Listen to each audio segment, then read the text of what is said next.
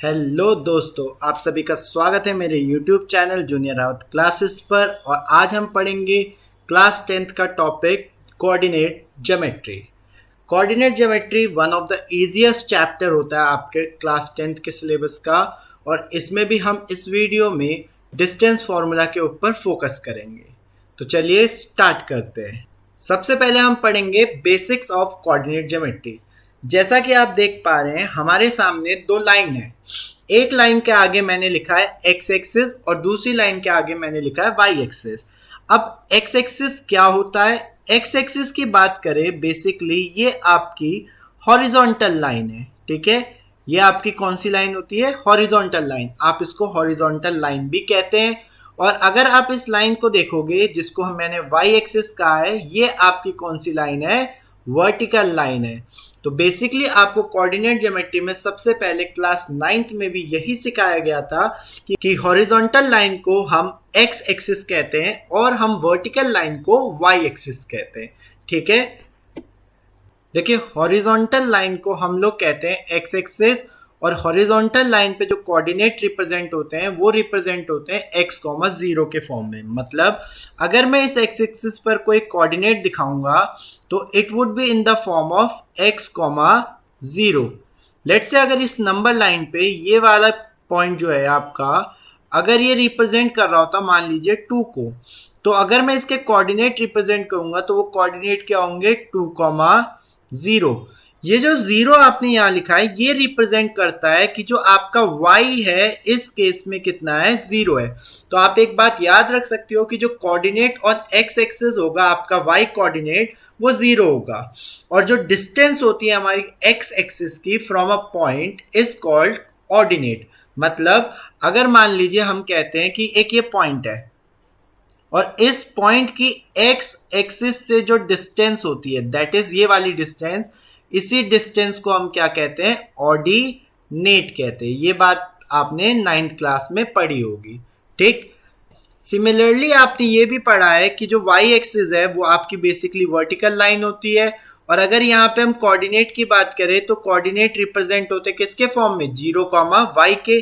That means अगर मैं y axis पे कोई कोऑर्डिनेट दिखाऊंगा तो वो किस तरीके से होगा? 0, 4।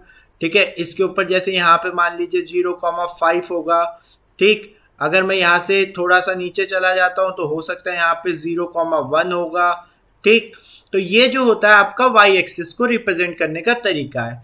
जो x कोऑर्डिनेट होता है y एक्सिस पे वो आपका 0 होता है। और अगर हम बात करें distance of y axis from a point, उसको हम कहते हैं एब्सिसा। मतलब कि अगर मान लीजिए आपका एक ये पॉइंट है और इस पॉइंट की अगर आप y एक्सिस से डिस्टेंस देखते हैं जो आपने ये लिखी, इस डिस्टेंस को ही हम एब्सिसा कहते हैं। ABSCISSA। एब्सिसा इसकी स्पेलिंग होती है, आपको पता होना चाहिए। ठीक, देखिए ये है आपका कार्टेशियन प्लेन। कार्टेशियन प्लेन की अगर बात करें तो बेसिकली ये कब बनेगा? जब आप एक्स एक्सिस और वाई एक्सिस को प्लेस करोगे और वो उसको 4 हिस्सों में बांट देगा, उसी को आप क्या कहते हो? कार्टेशियन प्लेन कहते हो। ठीक, अगर हम कार्टेशियन प्लेन की बात करें तो इसने हमें क्या किया? 4 हिस्सों में बांट के दे दिया पूरे प्लेन को। जो फर्स्ट हिस्सा होता है हम इसको कहते हैं फर्स्ट क्वाड्रेंट।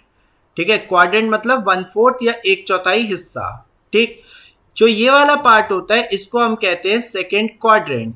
ठीक, जो नीचे वाला पार्ट है इसको हम कहते हैं थर्ड क्वाड्रेंट और इसको हम कहते हैं फोर्थ क्वाड्रेंट। अब जहां पर आपका एक्स एक्सिस और वाई एक्सिस मीट करता है, इस पॉइंट को कहा जाता है ओरिजिन। ठीक है, ये चीज आपको समझ में आ रही होगी। अगर आप ध्यान से देखेंगे तो आपको पता है एक्स एक्सिस इधर की तरफ पॉजिटिव होती है और ये वाली एक्स एक्सिस का पार्ट नेगेटिव होता है। सिमिलरली अपर हाफ आपका पॉजिटिव होता है वाई एक्सिस में और लोअर हाफ क्या होता है? नेगेटिव। तो अगर आप फर्स्ट क्वाड्रेंट के कोऑर्डिनेट्स लिखोगे तो वो आपके पॉजिटिव x और पॉजिटिव y होंगे, क्योंकि इस वाले अगर क्वाड्रेंट में आप देखोगे तो आपका x भी पॉजिटिव है और y भी पॉजिटिव है। लेकिन सेकंड क्वाड्रेंट की बात करो तो आपका x नेगेटिव है और y क्या है? आपका पॉजिटिव है। वहीं पे अगर आप बात करो थर्ड क्वाड्रेंट की तो x भी नेगेटिव है और y भी नेगेटिव है। और सिमिलरली फोर्थ क्वाड्रेंट में आपका x पॉजिटिव है लेकिन y नेगेटिव है। ठीक, अब आप इसे प्रॉपरली देख सकते हैं। देखिए इस डायग्राम में इसको पूरी तरीके से एक्सप्लेन किया गया कि आपका एक्स एक्सिस है, वाई एक्सिस है, इसने आपके 4 क्वाड्रेंट्स में से तोड़ दिया, first quadrant, second quadrant, third, fourth, और ये जो क्वाड्रेंट है वो एंटी क्लॉकवाइज आपका जा रहे हैं, ठीक। और जहां पर आपका एक्स एक्सिस और वाई एक्सिस मीट कर रहा है, आप उस पॉइंट को ओरिजिन कहते हैं, ठीक है।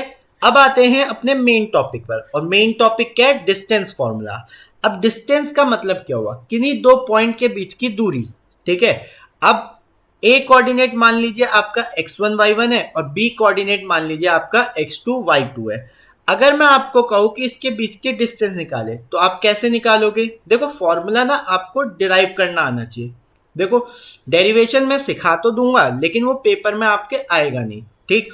आप डेरिवेशन का फाइनल रिजल्ट याद रखना, ठीक है। अगर मैं आपको डेरिवेशन बताऊं तो कैसे हुआ होगा, तो देखो अगर मैं इसको इस तरीके से आगे को बढ़ा देता हूं, ठीक, और सिमिलरली क्या करता हूं, बी वाले पॉइंट से भी इस तरीके से परपेंडिकुलर ड्रॉप कर देता हूं, ठीक। आपको अब ये राइट एंगल ट्रायंगल दिख रहा होगा। अगर मैं यहाँ पे इसको 90 डिग्री कर दूं, क्योंकि मैंने परपेंडिकुलर ड्रॉप किया था। अगर इस कोऑर्डिनेट की बात करें तो ये कोऑर्डिनेट क्या होगा? x2, y1, क्योंकि x वाली वैल्यू तो फिक्स रहेगी और y वैल्यू y1 है, ठीक है। अगर आपसे कोई बेस पूछे तो कितना होगा, तो आप कह सकते हो ये वैल्यू है आपकी x2 माइनस x1। और अगर आपसे परपेंडिकुलर पूछे तो आप क्या कहोगे? y2 minus y1। अब देखिए आपको तो पता ही है कि राइट एंगल ट्रायंगल है तो पाइथागोरस लगेगा। पाइथागोरस क्या कहता? ए बी का square equal to, let's इसको सी नाम दे देता हूं, ठीक। ए बी का square will be equal to B C का स्क्वायर प्लस ए सी का स्क्वायर। अब आपको पता है ए बी स्क्वायर ले लेते हैं, ठीक है, इक्वल्स टू बी सी कितना है हमारे पास? बी सी है हमारे पास y2 माइनस y1, और ए सी कितना हम पे? x2 minus x1। तो पहले इसको लिख लेते x2 माइनस x1 का whole square plus y2 minus y1 का होल स्क्वायर, ठीक। और लेट से अगर ए बी को भी हम d मान लेते हैं तो ये बेसिकली क्या हो जाएगा? डी स्क्वायर बराबर x2 माइनस x1 का whole square plus y2 minus y1 का होल स्क्वायर। अगर यहां से d की वैल्यू निकालेंगे तो स्क्वायर हटाने पे दूसरी तरफ क्या चला जाएगा? पूरा का पूरा रूट चला जाएगा, और यहां से हमें डिस्टेंस फॉर्मूला मिल जाएगा x2 माइनस x1 का whole square plus y2 minus y1 का होल स्क्वायर, ठीक है। ये हमारा क्या है? बेसिकली डिस्टेंस फॉर्मूला है, ठीक। चलिए कुछ सवाल करते हैं डिस्टेंस फॉर्मूला के ऊपर। तो देखिए कैसे हम इन सवालों को अप्रोच करते हैं, ठीक है। आप क्या करें? हमेशा डेटा को नोट डाउन करें, ठीक है। -6, 7 और दूसरा कोऑर्डिनेट क्या आपका? -1, -5। अब इसे क्या करें? आप लिखे x1, y1, ठीक है, और इसको आपने लिख लिया x2, y2। या आप क्या कर सकते हो? पहले x1, y1 या x2, y2 की वैल्यू लिख लो। x1 आपको फॉर्मूले में पुट करना है -6, y1 आपको पुट करना है आपका 7, x2 आपको पुट करना है -1, y2 आपको पुट करना है -5। इसके बाद आप लिखेंगे फॉर्मूला, तो वो हो जाएगा d बराबर रूट में आपका x2 माइनस x1 का whole square plus y2 minus y1 का होल स्क्वायर। अब आप इसे सॉल्व करेंगे तो आप क्या पाएंगे? आपने x2 की जगह रखा -1, फिर आपने रखा फॉर्मूले का माइनस, और फिर आपका क्या? -6, ठीक है। फॉर्मूले का माइनस भूलना नहीं। y2 की जगह आपने -5, फॉर्मूले का माइनस, फिर y1 स्क्वायर। तो ये आपका क्या हो जाएगा? ये हो जाएगा आपका -1 प्लस 6 का होल स्क्वायर प्लस -12 का होल स्क्वायर। तो आपको पता है कि -1 और प्लस का 6 आपको 5 देगा, और 5 का स्क्वायर कितना होता है? 25, -12 का स्क्वायर होता है 144। दैट मीन्स आपकी जो डिस्टेंस आएगी वो कितनी आएगी? 169, और 169 का आंसर क्या होता है? 13। अब मुझे क्योंकि नहीं पता ये सेंटीमीटर है मीटर है, तो मैं क्या लिख दूंगा? यूनिट लिख दूंगा बस पीछे, ठीक। चलिए सेकंड सवाल भी कर लेते हैं। सेकंड की बात करें तो देखिए क्वेश्चन देखते ही आपको x1 लिखना है a, आपको y1 लिखना है 0, आपको x2 लिखना है 0, आपको y2 लिखना है b। उसके बाद आपको फॉर्मूला लिखना है d बराबर रूट में आपका x2 माइनस x1 का whole square plus y2 minus y1 का होल स्क्वायर।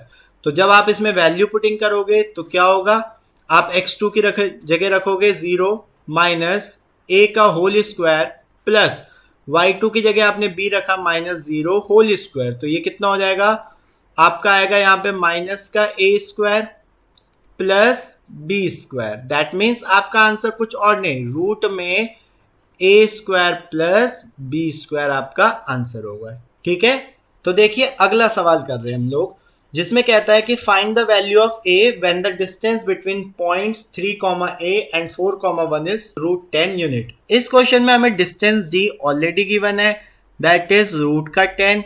हमें ए की वैल्यू निकालनी है। तो सबसे पहले मैं x1 लिख लेता हूं जो मुझे सवाल से 3 दिख रहा है, y1 लिख लेता हूं जो मुझे a दिख रहा है, x2 लिख लेता हूं जो मुझे 4 दिख रहा है, y2 लिख लेता हूं जो मुझे 1 दिख रहा है। ठीक, अब फॉर्मूला लिखूंगा d बराबर रूट में बी स्क्वायर माइनस 4ac, नहीं, क्या होगा d बराबर x2 माइनस x1 का whole square plus y2 minus y1 का होल स्क्वायर। तो यहां से आपका हो जाएगा रूट में x2 की जगह क्या लिखेंगे 4, x1 की जगह क्या लिखेंगे 3 प्लस y2 क्या होगा 1, y1 क्या होगा a इक्वल्स टू रूट का 10। अब भाई यहां पे ना कुछ समझदार बालक a माइनस बी का होल स्क्वायर ना लगाना। ठीक है, क्या लगेगा यहां पे, सीधा सीधा 4 माइनस 3 1, 1 का स्क्वायर 1 प्लस यहां लगाओ वो चीज, कैसे, a माइनस बी का होल स्क्वायर क्या होता है a square plus B square minus 2ab, और यहाँ पे क्या है आपका रूट का 10। देखो रूट दोनों तरफ है तो आप स्क्वायरिंग बोथ साइड कर सकते हो। यहाँ पे अगर मैं यहाँ दोनों तरफ स्क्वायर कर दूं, स्क्वायरिंग बोथ साइड, तो आपको पता है रूट हट जाएगा, 10 बराबर 2 plus a square minus 2a हो जाएगा। और जिसको अगर आप सॉल्व करोगे तो ये आपका क्या होने वाला है, एक क्वाड्रेटिक फॉर्म होने वाली है। ठीक है, क्वाड्रेटिक फॉर्म होते अब आ गया वही वाला फॉर्मूला, या तो आप d बराबर बी स्क्वायर माइनस 4ac लगाओ या आप इसके फैक्टर करो। फैक्टर अगर करने की सोचे तो सिंपल सा फैक्टर है कि हमें मल्टीप्लाई में 8 चाहिए, तो ये भाई बहुत सिंपल हो गया। ठीक है, मिडिल टर्म स्प्लिट करा, अब यहां कॉमन लेंगे हम लोग, a माइनस 4 माइनस का 2 कॉमन ले लिया या प्लस का 2, आई थिंक प्लस का 2 ले लेना चाहिए, है ना, प्लस का 2 कॉमन लिया तो a माइनस 4, क्योंकि दोनों ब्रैकेट सेम करने थे भाई मेरे, दोनों ब्रैकेट अगर मैंने सेम कर दिए दैट मीन्स a माइनस 4 और दूसरा ब्रैकेट क्या बनेगा a प्लस 2। तो a की वैल्यू हमारे पास एक 4 आने वाली है और एक माइनस 2।